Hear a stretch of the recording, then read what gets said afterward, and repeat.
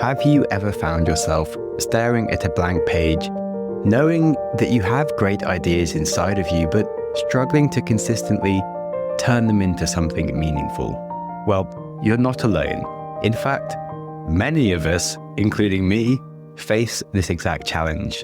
And there can often be a gap between having creative potential and actually building a sustainable system to deliver results. And let's be real here. You don't need another person telling you to just follow your passion. And you certainly don't need someone to tell you to start waking up at 5 a.m. as a productivity hack to do all the things that you don't normally do with your life. What you need is a system that just doesn't suck. Well, that is what today's episode is all about. And on the show, I have Jeremy Enns to help me with this. This dude, he writes and publishes every single day. And he runs multiple businesses. And he somehow enjoys it and doesn't want to throw his laptop out the window half the time from stress or panic. And I can certainly say that he isn't a robot who's just built to do lots of work. He's definitely another creative, slightly all over the place nutter like me, but he has cracked the code on turning creative chaos into consistent output. He's also coached hundreds of creators themselves to improve both their content and their businesses to be able to create a more enjoyable work-life balance that excites them every day. So this is definitely a bit more on the end of nuts and bolts of how to be a creative and how to find good ideas and make them happen, which I'll admit is branching a little bit away from growth mindset. But if you are interested in increasing the quality or quantity of creative things that you do, I think this episode will have a lot of gems in it for you. You might have enjoyed the last episode we did on increasing your creative output in our modern world of influence. And I appreciate that not everybody cares or wants to make time for creativity or making things, and you are welcome to come back to the show next week if that is the case.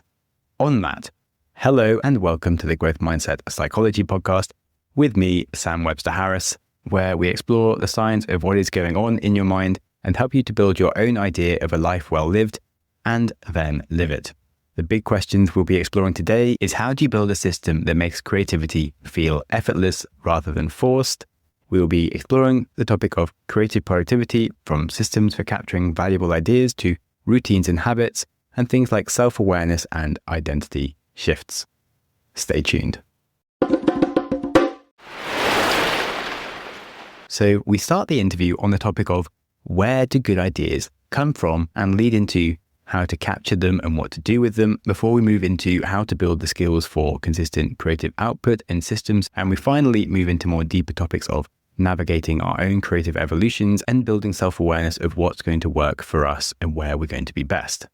If you are in the creator world, you might know that Jeremy Enns is a legend already. And if not, I'm delighted to be introducing him to you. Premium subscribers will get an extra 15 minutes of this episode with a deep dive into dealing with creative burnout. So if you have been wondering about upgrading to our premium feed, this might be a good reason for you. And with that, let's kick off with where do good ideas even come from and how do we spot them? Almost all of my ideas, they basically start from the good ideas that get a good response from people that I feel excited about. It either comes from a place of annoyance where I'm like, why does everybody do this? Can't they see this? And so that's one root emotion of a lot of the ideas that I'm really pleased with. It comes from this kind of subversive annoyance or anger almost that people aren't getting this thing, or other people in the industry are saying, you should just do this. It's so easy. And it's just, why doesn't anybody actually flesh this out more fully? And then the other one is questions. And so that's a very common one for me because I find myself fielding questions or trying to give advice, and I realize, actually, I don't really have that good an answer to this. And then I want to get to the bottom of it, like with interviewing. It's this thing that we all take for granted. So people will ask, how do I become a better interviewer? I've been in podcasting 8 years now, and that has always been something I've never really leaned into because I thought, that's not for me to answer. I'm not a journalist. I've never done a ton of interviews. And so I thought, who am I to say anything on this? And then eventually, the kind of pivot point for this series was I went and did a bunch of research and I tried to find articles on being a good interviewer, and they're all either super trite and the generic advice is you should listen more. And it's okay, we've all heard that. To be a better interviewer, you should just listen more. And it's okay, fine, sure, that's a good tip, but that's not the whole of being a good interviewer. And then the other ones were all very journalistic. And I was like, that's not really useful to somebody who's like me, a business owner who has a podcast that's an interview show. I don't care about being a journalist or a narrative storyteller podcaster.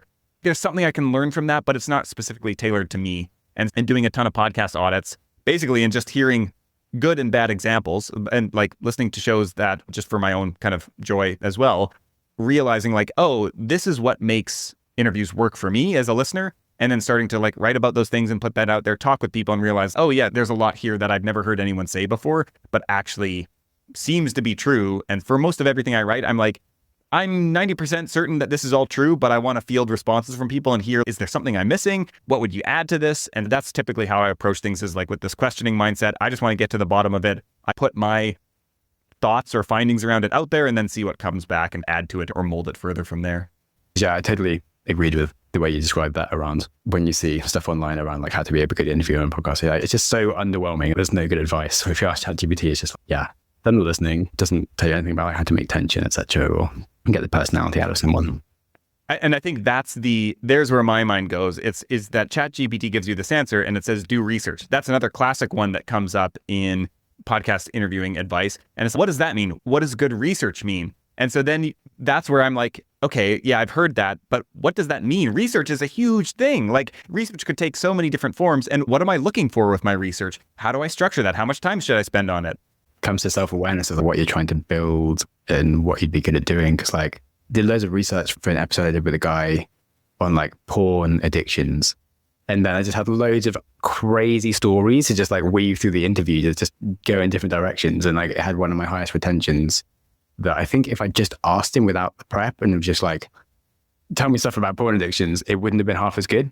But it depends on what the style of interview you're trying to do is as well. Because telling random stories about porn addictions is not necessarily going to work. But you will notice this when you listen to some podcasters, where depending on who they're interviewing, they'll have just been fed like a bunch of really good stories or they'll found them themselves for the research.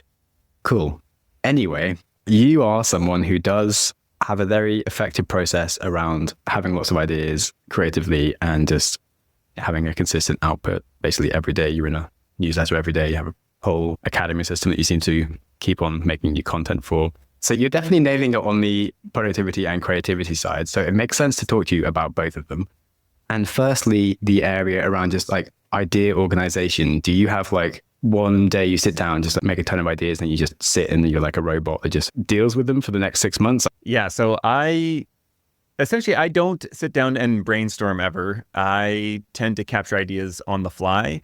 And to me, I think one of the things that unlocked this was you can do this anyway. So I use Notion. I have it on my phone. I have it on my computer. And essentially what I realized was that I needed to have one single source to capture all of my ideas.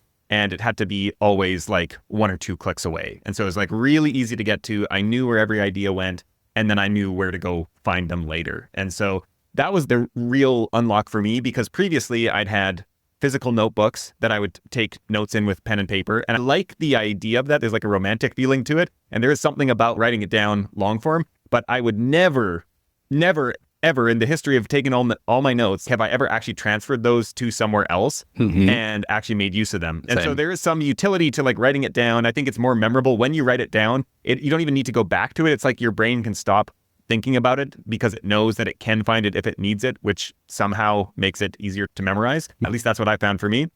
But having it in Notion, someplace that I could have on my phone, that I could have on my computer. So basically it's always wherever I am, as long as I have battery, I suppose, I have a place to capture the ideas, and then there's just one place to go back to. And the other beautiful thing about Notion is that it's searchable both in the titles, but also in the full pages inside any one of the notes. And so that's been super helpful for me to go back and find stuff that I wrote down an idea 6 months ago. And I'm like, what did I call this thing? I know I talked about this, and just try a bunch of search phrases to turn up whatever it was. Do you use any tags? Like, how much heavy lifting do you do in the idea recording process to make it easier later? Or do you do some more like redocumenting once a week of all the ideas you've had? Yeah, in an ideal world, I would do that. So I used to do a weekly review every week. That because I tend to take things to the extreme, the weekly review ended up taking several hours, which just contributed to burnout more than it was helping. And so I would do that on the weekends, and it just became this huge thing that I didn't have time for. It was probably doing more harm than good. But one of the things that I did in that weekly review is I'd go back through all the ideas I had that week and just give them like a 1 to 5 star rating. And I would, to some extent, tag those, but because most of what I write about is similar enough, I didn't find any kind of utility with that in tagging it. Did you consider doing the hell yes or no framework from Derek Sivers? So I think I got to the point where I was having so many ideas that I'm never going to be able to write about all of these, especially at the pace that I started coming up with them. So this wasn't always a problem. I started writing daily January 1st, 2020, and kept that up for 9 months or something like that. And then I kept writing daily, but I stopped publishing daily. And so I was working on longer form pieces. And then I went back to daily publishing, I think in 2021 again, and then went back to weekly. And now here we are in 2024, and I'm back to at least week daily publishing and writing. The first few months were really tough in 2020 where I didn't have a lot of ideas. And everybody who's ever written daily tells you the first month to 2 months really sucked because every day you're just scrounging for something. You like don't have anything to talk about. And then at some point, it's like the floodgates open up and you realize that you've been putting the idea of ideas worth writing about up on a pedestal. And you think that it needs to be this amazing thing. And then at some point you exhaust everything that you think you could or should write about. And you start realizing like, oh, there's actually a lot of stuff that's just interesting to me. And what I think happens is you like reach the bottom of the barrel of what you think you're supposed to write about. And if you've made a commitment to keep writing daily, you realize I better come up with something. And I've already written about all the stuff that I thought I should write about. And so you then have to force your way through it. And a lot of people, like, that's where they give up, is they write about everything that they think they're supposed to write about. I actually did this about podcasting in 2017. I wrote about 50 blog posts. And then I realized, like, that this is it. Nothing else to talk about. And now I've since written several hundred more posts on podcasting. So clearly I hadn't reached the bottom of the barrel. But that transition then unlocked, I think if I look in my idea database in Notion, there's probably 10,000 ideas. So like I could write every day and I'm still going to be coming up with ideas. So I'm never going to write about all these. And so that's where I got to the point when I was thinking about the rating system. Partly there is what do I think is the most interesting to me that hasn't really been written about elsewhere, or there's something about it that I am interested in. And then the other part of it is like what is most useful to people. And so I probably have in the past rated both of those factors, but now I just think about, I have a sense for it at this point of what's the best thing to write about here. And I want to make sure I'm working on the stuff that's both going to be easiest to me because I'm interested and curious about it, but also is going to be useful to other people. And so that's where the rating system came from, just to sort through and be able to see, because like the majority of the ideas aren't the best. And so when I go through and rate everything, and there's stuff I'm never going to write about, but it's helpful just to keep recording them, because when you start to judge the idea at the moment you have it, you don't really know what it is. It's just, oh, that's curious. And then once you have some remove, sometimes you're like, okay, I don't even know what I wrote down. This is like totally nonsense. Sometimes I'll just delete those. Other times you're like, yeah, I mean, there's something there, but it's kind of cliche and generic and other people have written about it, so I'm not going to do that. And then other times you like wrote it down and you're like, I don't really know what that is, but you come back to it a week later and you're like, oh, actually, there's a lot more here than I realized. And so having a bit of space between putting the idea down and then assessing it. And a lot of times, with your question about the hell yes or no, I think that a lot of times I come back to stuff months later or even years later. At this point, I've been doing it long enough now where I had some idea a while ago that I couldn't figure out. And I was like, there's something there, I think, but I don't know what it is. Or I had an idea that I was like, yeah, it's okay, but it's nothing special. And then something else, some new input comes into your life and you realize, oh, I did write down something about that in the past. And now I actually have the context to go back to it and do it right. So I like to save everything. I think it's really helpful for creativity to give yourself a license to actually bother to do all the bad ideas, because of some of those ideas you think maybe going to be 3-star, but as you start writing it, that's where it becomes a 5-star idea. The amount of like surprises I have halfway through the thing that I'd already planned, where it gets 10 times better or something, is really cool.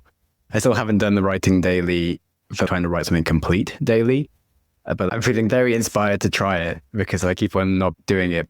Yeah, the one other thing that I think that I've stumbled onto this regarding getting the idea down in the moment is I often used to just have a title or a phrase or something, but now it's like when inspiration strikes, there's actually a little bit more to it. And so now what I've started doing that's been really helpful is actually just, usually I'll dictate it in my phone or I'll just write down really rough notes they're just like single lines, bullet points, typos all over the place. And I try to squeeze like the lemon as much as possible in the moment and just get the shape of the idea out almost. And so sometimes I just have a phrase where I'm just like, oh, that's an interesting, there's something behind that. Other times I'm like, okay, I have this and I'm actually going to sit with this for 2 minutes and be like, okay, where can I take this in 1 or 2 minutes? Like, how much can I get out of this now? And that makes it way easier to come back to writing it later, even though I'll usually get rid of everything that I jotted down. But I see where there's some basic points here that would be made that if I don't write them down now, I'll always forget them and struggle to get them back. And so I try to just sit with the idea just a little bit beyond noting it down and be like, what else is there? Is there anything that jumps out at me as I just start to think about it? 30 seconds, a minute, 2 minutes, and get as much out as I can. Usually I'm like out walking and I'll just dictate it into the phone.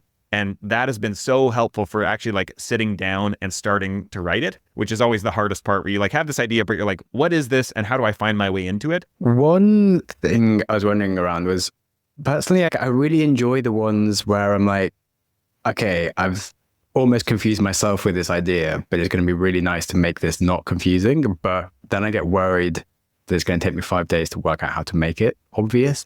So do you try and take on like some more difficult things? Or I just wonder if you relate to what I'm describing and how you deal with it. Yeah, those are often the ones. So I have the diamond rating, and then I actually have like a bell rating, the emoji in Notion. And the distinction here, the diamond, I'm like, this is like a great pillar kind of piece of content that I'm probably going to refer back to a lot. The bell is more this like stuff that I feel this personal resonance with in some way, that I'm like, oh, like this is one of mine. Like nobody else is going to write this and going to have this angle. And those ones are often the ones that like I don't quite know what they are. Some of the diamond ones too, those tend to feel a little bit more like work, where they're like, I need to write this thing because it's really important and maybe nobody else is going to write this. I don't feel a huge amount of personal resonance, but it's like a really interesting idea that's on brand.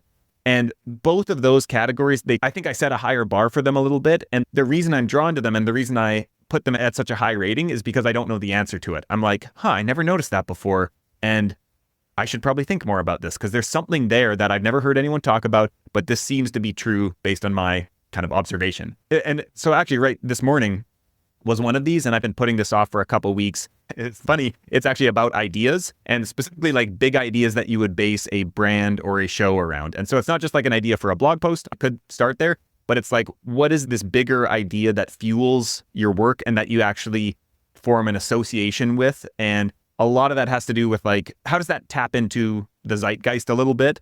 And there's this like bigger quest maybe that goes along with it. And so if you look at a lot of great brands have something like this, where there's more like you could build a manifesto around it. Like they have a belief system and there's this bigger idea than just the product. And I'm a big fan of Patagonia, and they've done a masterful job of this, as have many other brands. And Nike's done a great job of this, of attaching their brand of, you could say, commodity sportswear in both these cases to some extent, to this idea that elevates everything else, and it informs their marketing and their content, and basically everything is enforcing and reinforcing this idea of the association between the idea and the brand. And so I've been thinking about this for a while of like, yeah, this is like great podcasts. I've been thinking about this in the context of podcasts tend to have both, there's the surface level content, which is useful to people, but it's tapping into this bigger idea that is more maybe about culture and society and at a more emotional level than what's happening on the surface. But this is just one that has felt so hard to approach because it feels a bit vague and amorphous. What is an idea? What is a big idea? How do you talk about these things? You need to bring examples into it. Did I have the examples or not? And so today, finally, I was like, okay, I've been putting this off. I know I need to do this because it keeps coming up and I want to reference something, but I have nothing to reference to send people. And so now this week I've been like, okay, we're just doing it. And it's never going to get easier because the only way it's going to get easier is by doing the writing. And so I know that I'm going to be happy on the other side of it once I've done it, that I'll be clearer on it, be able to talk about it more. And also, I feel like a lot of times the first draft by no means needs to be perfect. It's like you put out the first draft, you share it, and it's almost like immediately after you hit send or share it with someone, that's when to you, all of the mistakes and the holes immediately become clear, and then you can fix them because, yeah, it's online stuff and it's not like a book that you print. Yeah, it's a nice thing about email and podcasting is you can do a second version 3 months later or even one week later with feedback, whereas like books is a lot harder. And loads of people say they write their book and then after doing the year-long tour promotion, they're like, okay, now I could actually write the book 10 times better. Yeah. So reining it back in, you also spoke about when you have an idea, making sure you spend a bit of time with it to go further. And that's something I've heard Derek Sivers do, who is also the guy that did the Hell Yeah or No, where in terms of when he's journaling or has a problem, he'll ask himself a question and he will deliberately make him come up with 20 ideas or go past it. And like, he'll write his first answer, make himself just write 5 more answers until he allows himself to be like, okay, I'm absolutely drained on this question before he'll go to the next one. And I've I've only done this a few times recently for like ideas for different things, but it's just so effective when you realize you don't need to like try and get everything done in 5 minutes. You can just sit for like a whole hour and just go somewhere and just stay on one topic. A place that shows up again and again for me is in naming things. Specifically, if I do a workshop or a product or something like that, I think it's because the stakes are high, and my assumption is always, this is actually interesting because I generate most blog post ideas or whatever while out walking. And so I'll often go for a walk to try and generate name ideas or something like that.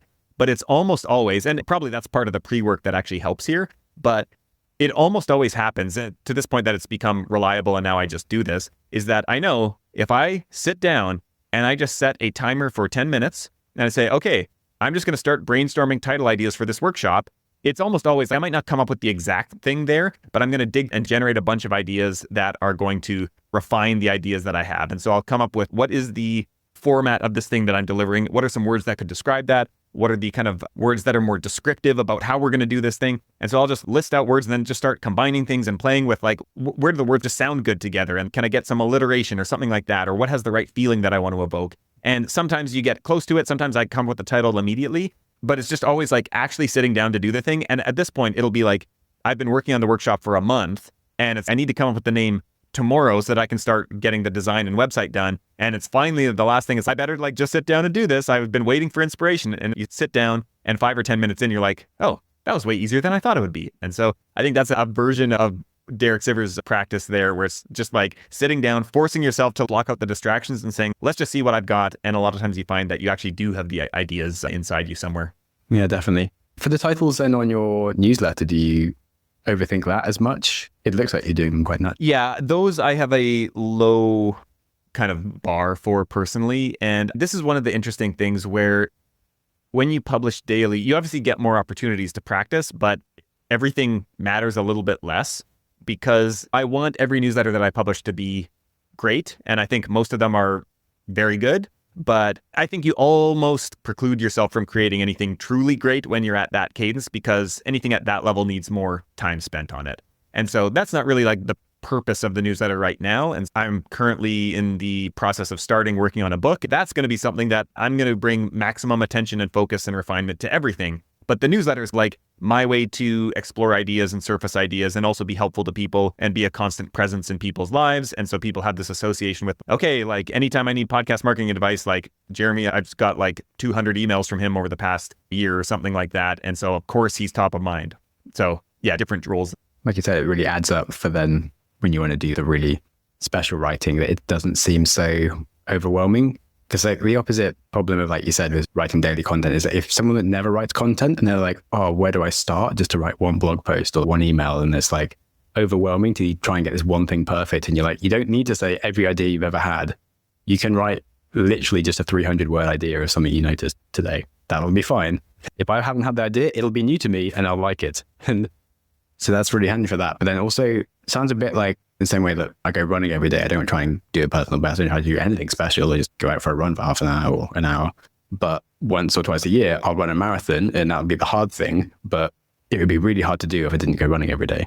Yeah, I wrote a newsletter in Creative Wayfinding a couple of years ago. I called it Marathon Projects, speaking exactly to this. Whereas sometimes I do them a few times a year, maybe, where this big, ambitious project that takes a lot of time, it really pushes me creatively or strategically or in some way. And I use these both as a way to get more exposure. Usually they're centered on something like that, or maybe they're more sales oriented, or maybe some mix of both. But also it's this thing that I can use as an excuse to develop my skill set further. Like with the marathon, it's a motivator to do the daily practice of running, where you know that if I'm going to do a marathon in 6 months, like I better start training now. Oh, and maybe that's even further out in advance. But it's actually, you have this thing on the horizon that causes your day-to-day, you maintain that level or increase that kind of skill set.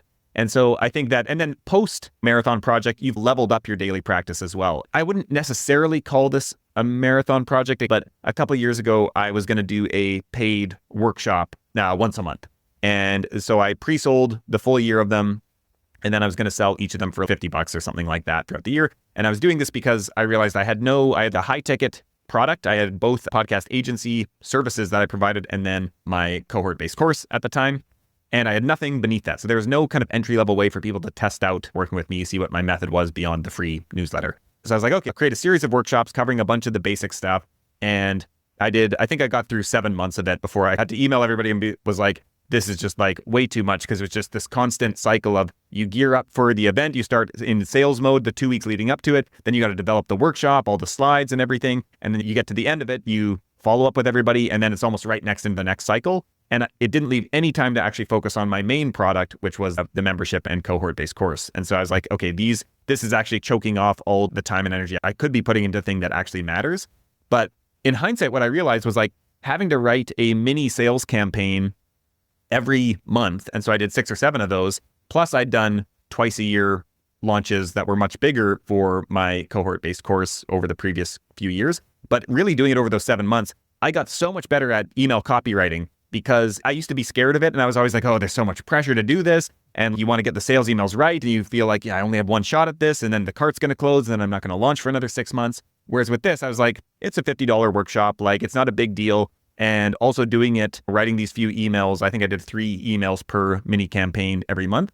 I just got so much better at structuring like sales arguments and things like that for these different products. And also I did some like design around each of those. And so my skills just like drastically improved in that fairly short amount of time, because I had something to direct them towards that I wouldn't have otherwise. And so I think that's one of the things with marathon projects as well, is like the practice leads into them. It gives you a reason to keep up the practice, but then also on the back end, they actually make the practice better. So your daily habit or weekly habit or whatever it is now of a higher quality. And so you keep stacking the bricks and leveling up that way.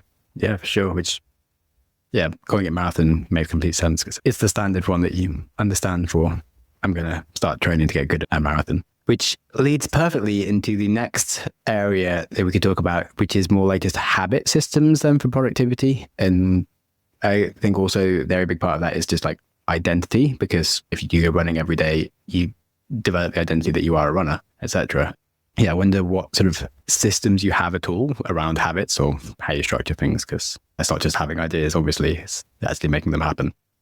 Yeah, it's much different now. And it, of course, like everybody's life is structured differently. And so I don't have kids, which is a huge one that a lot of people like you cannot do as much on the work front if you have kids. Another not really helpful habit tip is I live in Europe, and most of my clients and audience and people in my life are in the US. And so until basically 3 p.m. every day, I'm not getting email at all. And there's no meetings. And so I've been in Europe now for the better part of the past 4 years. And I just hate going back to North America. It just throws off all my systems, because immediately I've got emails as soon as I wake up. I've got calls scheduled. My writing time suffers. Basically everything around how I've structured my life does not go to plan anymore. And it's a very hard adjustment. And so this was an unintentional, I didn't move to Europe for the productivity benefits. So you're basically living the 5 a.m. club, but you just get up at 9 or whatever. Exactly. Yep. And so that free mental space is super helpful. And like that definitely feeds into it. But outside of that, when I do go back to North America, I make heavy use of calendar blocking. And so right now I have my calendar blocked off till, I don't think you can book a call before 2 p.m. probably. In North America, I do it till 11 a.m. or something like that. So I still do maintain some of that time in the morning to be able to get up and write. And there is like a discipline element of like, I'll often check emails, but I won't get into responding. I save that for later in the day. And actually, when I first started writing, I limited it specifically to 1 hour. And I gave myself 1 hour every morning to write and publish. And so with that kind of constraint, sometimes it stretched to an hour and a half. But because it wasn't really my main thing and I had a lot of other like client work to do, it really couldn't expand beyond that. Now, where actually the newsletter has become a bigger part of what I do and writing is actually tied into a lot of the other stuff, it overlaps with course content development and all these other things. I give myself a lot more leeway to go a lot longer on writing. And so in a typical day, it's probably 3 hours is pretty standard between writing, editing, publishing, all that kind of stuff set up for the newsletter. And so it's not all sitting at the keyboard typing, it's pulling in resources, links to share, things like that, formatting. So all of that. But yeah, it still is all facilitated by building that initial habit, which was going to be short at the start. That kind of set me off on this path where really since 2020, I don't think there have maybe been a few stints where I didn't write in every morning. But for the most part, it's been like either at least an hour up until now we're up at 3 hours or so has been set aside and built on that to be able to establish that habit to now there's not a day that I even think about it. It's like I have my routine. I get up, I walk to the coffee shop, I sit down. All I really do at the coffee shop is write. Then I come home and then do the rest of my work after lunch. And so that's been ingrained now to the point where it's not something I really think about anymore until I go back to North America and have to drastically reorganize everything. When it's not something that you're weak at, I find it really hard to do. In the same way, like for me, I just find running and exercise so easy. It just doesn't compute when people are like, but how do you do it? But things like writing, I'm like, I love writing. It's such a cool thing to do, but I have to really like, oh my God, make myself do it. And everything else can get in the way of me writing.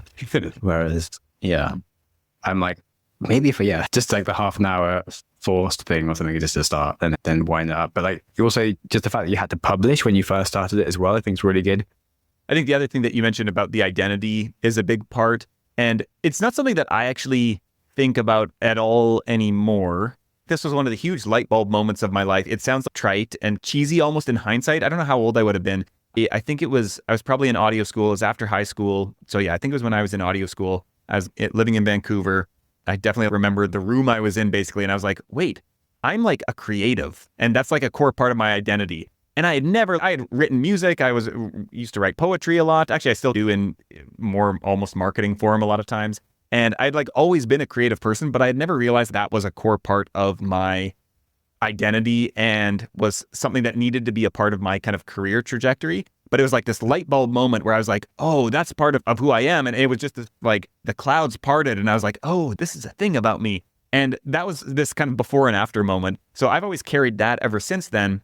But one of the things that I think about when I'm like assessing, I work with a lot of podcasters and business owners and creatives of many stripes, and also this is largely in my audience, I would say, more than the people who are signing up to work with me, who are generally, by virtue of they're spending more money on this, they're more committed to their craft. But a lot of people in my audience, I always think about, I don't feel like I have an alternative. And so it feels like I have to figure this out. There is no other option. There is no way, if something happened and I had to go get a day job, yeah, I would do that. But that would be there is no way that would be the end result, that I would just go down that path.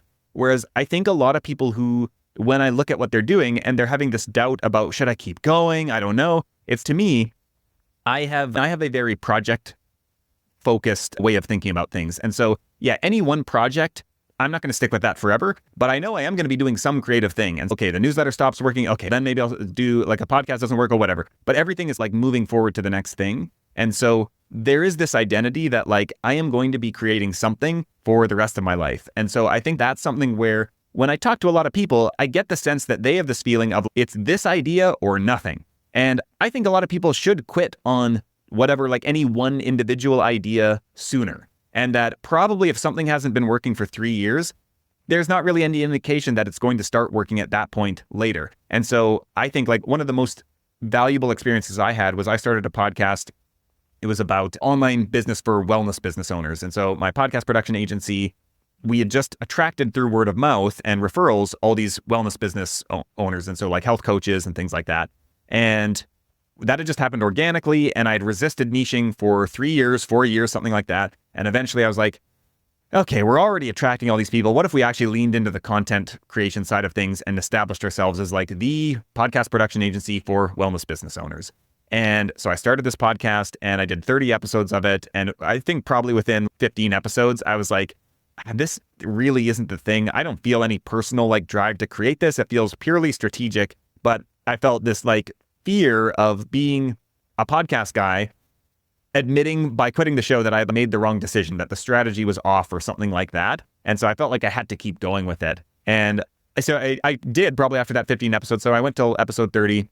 I quit it. And that was probably the best decision I ever made in my career, other than starting to write every day, which I think actually, I started writing before that. But it just taught me, I realized, there was no backlash to this. And actually, I can start and quit any project that I want, and nobody's going to notice and nobody's going to care. And it's really interesting that like a lot of people from that original podcast, they came in through this like health business, online business side of things. They've stuck with me through all these other things years after. And that's been really cool to see. But also just the freedom to say, I can test out projects, I can pilot them, I can do 10 episodes, I can do 100 episodes, and then I can quit them when they no longer serve me. That has been one of the like greatest kind of creative lessons that I've had of my career. And I think more people should be a little bit more ruthless with their ideas. If something isn't working, either I need to find a way to make it work. And if I have done everything I think I can do, then okay, I'm going to move on to another idea, because there's infinite ideas out there and probably something else has a better chance at success than this one. Definitely, yeah. I think two things. One is sometimes when we have a really good idea, we actually don't stop it because we think it's too good. We need to get better at everything before we do it. And we forget that like half the time ideas are just stepping stones to the next thing. And you really don't need to make it perfect. But on the concept of like just quitting ideas you're going along is really hard. I think your co-host for your podcast, he had a really good tweet on the concept of being stuck in like mediocre success, where like your podcast or your business gets like some clients, but it's never going to be big. And you have enough of an audience that you're serving that you're like, oh, there are people that like this. Like I do have customers, or that it is part of your identity, and you're like, you feel really bad quitting it. Yeah, I've had a bunch of conversations with people recently, and I think that there's a bit of a myth here in creative circles, or especially people who bring a kind of design lens to whatever they're creating, is you're trying to structure this perfect thing. And I don't think that exists. I think something can land in a moment, but you have to expect that as people are changing, our audiences are changing, everything about the world is changing all the time. And so we're moving with all these shifting variables constantly. Like your show has to continue to shift in order to stay relevant and resonant with those same people. And so I think it's worth aiming for. It's like that idea of the arc that never quite reaches its apex. And so I think that's actually what we need to be aiming for, is this constant pursuit. And we need to go in with that mindset, because I think where a lot of people get stuck is like they're just looking for the end solution. And I think that you're never going to get there. And that's a healthier approach to say, I'm just going to keep chasing this thing. With that in mind, I better make sure that I'm chasing something that I'm interested in, that I want to keep chasing. And I think that for me is like a lot of times where projects peter out, it's when I get bored with it. And I'm like, this isn't interesting to me anymore. And I think there's times that you do need to push through that. If you can sense that, I guess, that this is a kind of short-term thing, or that maybe there's a way out of it. But if it persists for a long time and you're just like, you're still slogging away at it 6 months later, and you haven't found a way to reinvigorate yourself, I think then it's, okay, what am I curious about right now? And this comes up so often on like coaching calls where somebody would be like, yeah, the show's working and like it's successful, it's leading to clients, everything's fine, but like I'm not excited about it anymore. And it's like I'll start probing and asking some questions of like, so where do you want to be spending your time? Where does your thoughts go? And they'll come up with something that they'll think is like way out of left field. But of course, because they're the central hub here in all their content, there is a very clear tie-in to what they're currently doing. And it's like, what if we started just experimenting with this? We keep doing everything we're doing, but let's start seeding this next thing and see what happens. And it's like, you can see people like light up where they're like, oh yeah, that it actually does bring energy back into the main thing when they know they now have this outlet for their more kind of current creative energy. Yeah, definitely. It resonates exactly with me, as in I started something that was growing really well and was relevant for the time period of the sorts of people I was interviewing. But then I just suddenly had this feeling, I was like, I just don't get excited by interviewing these sorts of people anymore. I've heard enough of like that. And conveniently, I was starting to write and was like, actually, I'm quite enjoying writing. I'll just record like some of the things I'm writing. And it changed a bit. And then now I'm like, actually, I really do like psychology. I'm going harder into the psychology side of this, but I'm very much feeling like I probably won't even have the words growth mindset in the title. For now, it's still called the Growth Mindset Podcast, but it's been an interesting journey, for sure. That makes lots of sense. Okay, yeah, glad I asked. We're talking about identity, and this leads quite nicely into self-awareness of like what makes sense for you, who you are. Yeah, there's two parts. There's like self-awareness and self-knowledge, I think are like related, but distinct things. I think for me, self-awareness tends to, it shows up in lots of ways, but one of the places that I think about it is in terms of building habits and productivity is this kind of identifying the feeling of resistance. And I had this for a long time. I think the most productive phase of my career was probably early COVID times when I was starting up my one newsletter, Creative Wayfinding, was also launching Podcast Marketing Academy, also had my production agency, which we were doing a bunch of kind of operational overhauls, migrations between software and setting up all these SOPs. And I felt like that was the most cleanest functioning phase of productivity in my life. And I had this visualization that when I felt myself, my attention drifting towards something, and I had the self-awareness to know like, oh, if I follow this, like this is going to take me on a 15-minute detour that it's just time wasting. It's just procrastination. And I knew I had all the stuff to do that I was excited to do to some extent, but you still get distracted by whatever. But I just had this visualization of there was a hill coming up and just like pushing down on the gas pedal and like bringing myself back to it. And I haven't really done that a lot since then. I think my kind of just, I don't need to be that productive anymore. I think I had a series of constraints there. I had more of a team relying on me. And so I knew I needed to be focused. Otherwise, I was the bottleneck for everyone. But it was this kind of self-awareness of, okay, I can feel it happening. Nope, let's just lean into, push down on the gas pedal, go up the hill. Yeah, we'll get over that hump. And so I think that is recognizing some of your triggers for things that are going to take you away from what you want to be doing and being able to intentionally avoid those. That's where I think the self-awareness really comes in, as well as knowing like what are the things that that work for you, that pull you towards something, and being able to build your process around those. And so I think that there's things like when your energy is highest in the day, things like that, like just there's all these kind of structural decisions that the more you know about yourself, and when I think like self-knowledge comes from self-awareness. So first you need to be able to notice it to some extent, what works for you and what doesn't. And then you ingrain that in your self-knowledge and start to use that to inform your decision-making about how you structure your days and the projects you take on. And over time, you get a sense of, this is a bad project for me. This is a good idea, but I am not the person to do this because it's going to require me to do these things that I know from past experience, they never work out for me. I can't do this and I can't do that. And for this, whatever this reason, like somebody else should do this project, but it shouldn't be me. And so I think it's actually interesting in the lens of productivity is just avoiding stuff that are going to drain you and take longer than they would for someone else is actually this kind of angle of productivity that I haven't really thought a lot about before, but it's just like leaning into the things that you know you're well equipped to do and that you can do really well. And I think comes back to, for me, writing.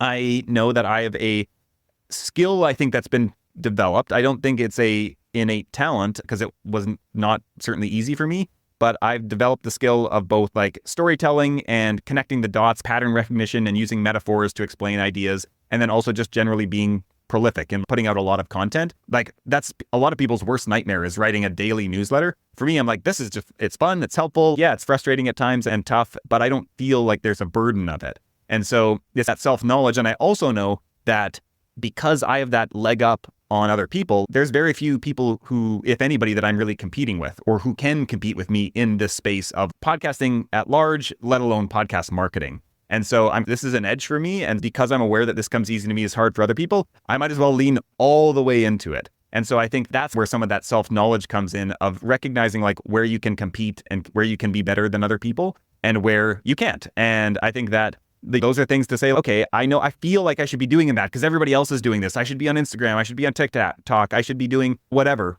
And I should be on YouTube. And if you're not well suited to that, like you can never meet them at their level, or to do would require you to spend 3 or 4 times the energy output that they need to achieve the same thing. And yeah, those two kind of areas I think are super important, both for nurturing your creativity in general, as well as your productivity and directing the limited amount of energy that you have towards the place that it's going to achieve the best result. I definitely resonate with the not doing things that just waste your time, as in, yeah, I don't really want to be on Instagram and stuff. And same with businesses. Like I have so many ideas for things that would work, but for someone that isn't me, because I do like going surfing and having a life and doing stuff, and I like being able to plan when my calls are and do things like that. I just don't want to be like the working 12 hours a day entrepreneur heading for a burnout, because it's just no fun. Is there anything I haven't asked you on the subject of creative productivity that I should have asked you? I think looping it back into the self-awareness and self-knowledge, I think so much of the advice around productivity and creativity is it's worth hearing about other people's processes to get a sense and get inspiration about what works for other people. But almost nobody is going to have the same process as you. This is the same thing where, we're talking about the 90% of drivers and 90% of people with the growth mindset. I assume probably 90% of people think they're more self-aware than they are as well. And maybe I'm in that 90% that's wrong as well. I feel like I'm very introspective and always have been. I think it is so important for doing any kind of creative work is to both know a lot about yourself and your taste, but also to have confidence in that. And I think that there's always going to be this feeling of seeing somebody else's work and feeling like it's better than yours. And I read this book, I think about it on a weekly basis. It's called This Is Your Brain on Music. It's probably written a couple decades ago at this point, but it's basically, he was first a record producer, worked with a lot of like big bands in the like 80s and 90s, I think. And then he became a neuroscientist. So this was the melding of these two passions of his, music and neuroscience. And he talked about this thing in the book where essentially one of the joys of creativity is consuming creative work, I should say, is that it's taking this thing that you think, and especially as a creative person, this thing that you can see yourself maybe creating something like it, but what is pleasurable to our brains is that it breaks the pattern where we have an expectation of where it's going to go. This is like what makes jokes work, is that you think you're going one way and it takes you in a delightful other direction. And I think that this is true for most of when we compare ourselves to other people. This is this impossible gap that we can never actually bridge. I felt this most acutely when I used to be into photography, and I'd look at other photos. I would have been to the same spot. I would have had like similar lighting, and I'd be like, man, my photo it doesn't look as good as this. And I would think they're a better editor than me. Maybe they have better gear than me. Whatever it is, you come up with all these excuses that you can spend money on to try and improve it, buy courses or new gear or whatever. But really what I think it is that they have a slightly different eye for it, that they captured this photo, that what is frustrating but also delightful to you, what you like about it is that you could not have actually created it. And so I think that there is something where you have to accept that this is the reality and that other people are going to see you the same way. And I had this experience where I would look at a photo of somebody who I'm like, man, they got the best photo of it. And they would look at mine, same place, and be like, man, yours is just like better than mine. And I'd be like, what are you talking about? Yours is clearly better. And I think it's just this difference in taste that if you know that exists, it gives you a little bit more confidence to just trust your taste and put your work out there. And so I think that kind of introspection and that kind of analysis of what is my taste, what do I like, what am I drawn to, what do I find curious, and really channeling that is an essential part of, I think, doing great creative work as well as being a productive person and creative. The thing you really recognize is when people lean into being themselves and aren't trying to be something else, which it can be fine actually if you are copying something else as a format, but then just doing your own spin on it, it still works really well. As in, I don't think Taylor Swift has made anything crazily unique in terms of the format of a song, but she just was very good at making it personal, for example. No, this is super interesting. Thanks for sharing stuff. I'm feeling pretty motivated to get into starting small but daily habits of writing and avoiding social media and keeping my idea log better. Because, I have loads of ideas. I wasn't always, and my ideas are all over the place. Like they're written somewhere, they're in like 5 different notes app in different places, or like the one that's easiest to open. So do you have this new document every time in like just a database in Notion out of interest? Yeah. So what I do is I put a shortcut. I don't know if it'll show up, but a shortcut on my home phone screen. This is essentially a Chrome shortcut. That's the only way you can get it on your phone home screen. And so then that opens up into my idea database. That one I think is filtered for the Scrappy podcasting. So anything new document that I add, so then it opens up in the database view, and then I just add a new document and type it in there. There is the quick add thing, but I never actually use that. I think because the way I've set up the shortcuts and the databases there have a bunch of filters that automatically apply tags and things. And so it can be like, if I click that shortcut, it's going to be listed as a blog idea for Scrappy podcasting. And so I don't need to then do that for every individual post. It's just already by virtue of the filtering, any new post is going to have that, or new page. Cool. Okay. Glad I asked that. It's handy. Alrighty. Okay. Now you can leave. I've taken your knowledge. I don't need you anymore. Have a great day. And it was great having you on the show. Yeah, thanks for having me. I look forward to listening to this one. This is so good because this is all the stuff I never get to talk about, but I always want to. So this is wonderful. Alrighty. Thanks so much for Jeremy coming on the show. If you found his ideas useful, you can get more from Jeremy on his website, podcastmarketingacademy.com, and his newsletter, Scrappy Podcasting, which sounds like it's all about podcasting because it is. But if you're vaguely interested in creativity, I would say it's still a good read. As I said at the start of the show, premium subscribers can enjoy another 15 minutes of Jeremy going into a deep dive about creative burnout and how to overcome it and find joy in the work that you're doing. But now a quick review of some of my favorite ideas that Jeremy shared in the episode. Firstly, use one single place to capture all of your ideas and make it super easy to get back to them and find them.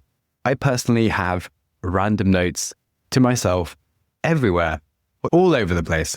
WhatsApp messages, emails, Evernote, Notion, Apple Notes, different journals, random pieces of papers that fall out of my books, random scribbles in other people's books. I really shouldn't do that to people's books, that is, as well as just the general mess that I cause for myself. So yes, make it obvious and easy to always find the one single place that you use to capture ideas, so that way you will use just one place to do it, and it might just change your life.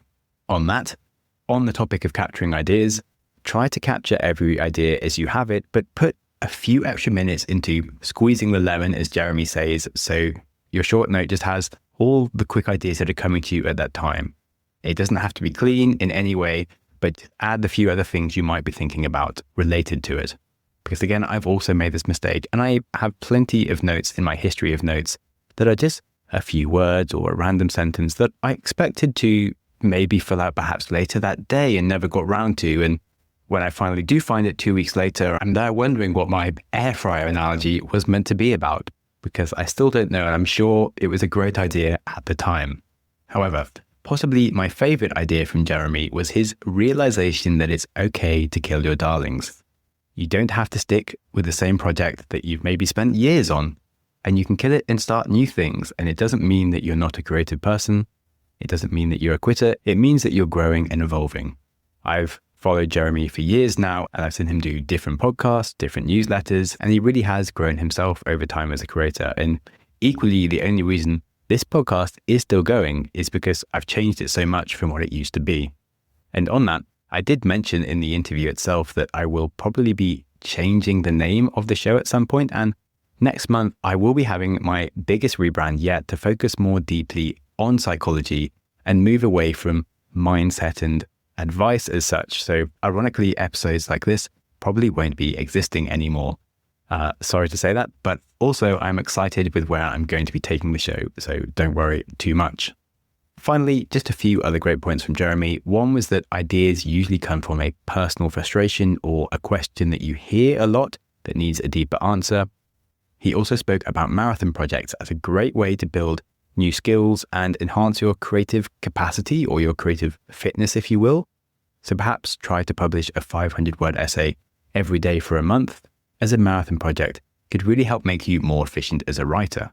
Okay, and lastly, in general, his thesis on writing every day being the best thing he's ever done in his life was very inspiring, and so I hope that you are all feeling a little bit more ambitious for your creative ideas, and that this episode has helped give you an urge to try at least some of what we spoke about. All right, if you enjoyed the show, a good rating does let me show off whenever I'm talking to Jeremy. And if you do know any creative weirdos who keep making notes in your books, well, sharing this episode with them might help them create better systems that doesn't involve ruining your own personal property. And if they are anything like me, I'm sure they will be deeply sorry and truly repent their sinful behaviors when leaving their notes all over the place. Thank you so much for listening. Go you! Your consistency to reach the end of an episode is legendary. My hero! If you have any ideas or feedback for the show, I'm always interested to hear from you. You're the best! Studies show we need time for information to sink in, so I'm going to give you a 5-second pause, silence, to reflect on one idea from the show before you jump back into your busy life. Ready and go.